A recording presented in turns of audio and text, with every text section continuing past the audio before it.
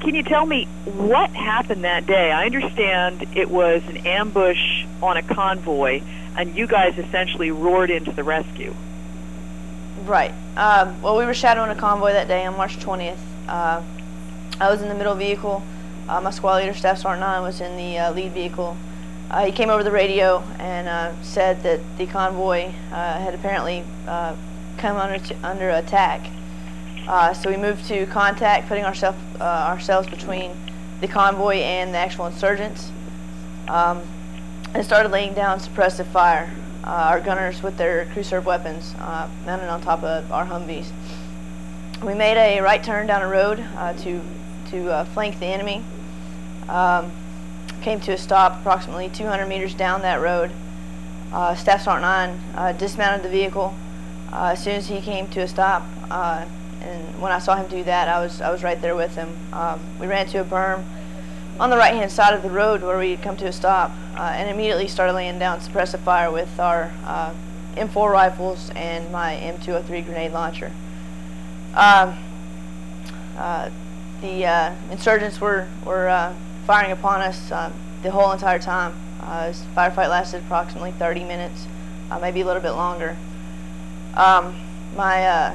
One of our gunners, Specialist Cooper, told us that there was an insurgent that was firing to our backside, who had apparently, this was the guy that had taken out Sergeant Rivera, Specialist Mack, and Specialist Haynes, and we had no idea that he was there.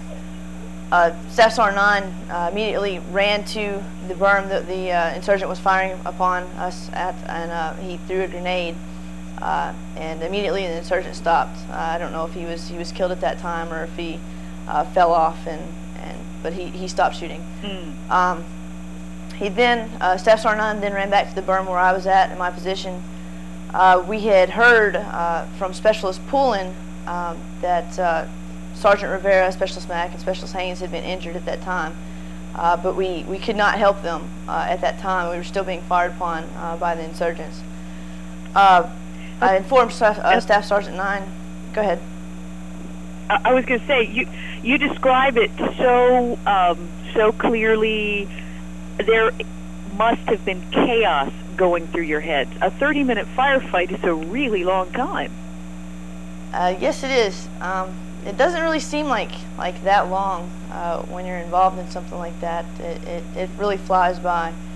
But it was an adrenaline rush. You didn't have time to think, to be scared or what to think. You just had to get the job done. You had people firing upon you, and it was basically you or them. Now, if I could just ask, is it Sergeant 9? What was going through your head? He's not actually on right here. He's standing here with me, but he doesn't have the. Oh, he's sitting there with you. Okay. Well, right. What I was wondering is, naturally, this is a big thing for National Guardsmen that you guys fought through something like this.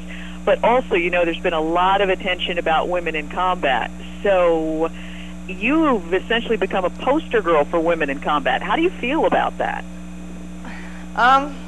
I'm just another soldier doing his or her job. You know, we're all equal. There's no difference in gender here. I mean, in the MP Corps, we're all doing each other's jobs, the same jobs. There's no difference. We have female squad leaders, female team leaders, female gunners, female drivers. It's all the same job. We're all soldiers in the United States Army.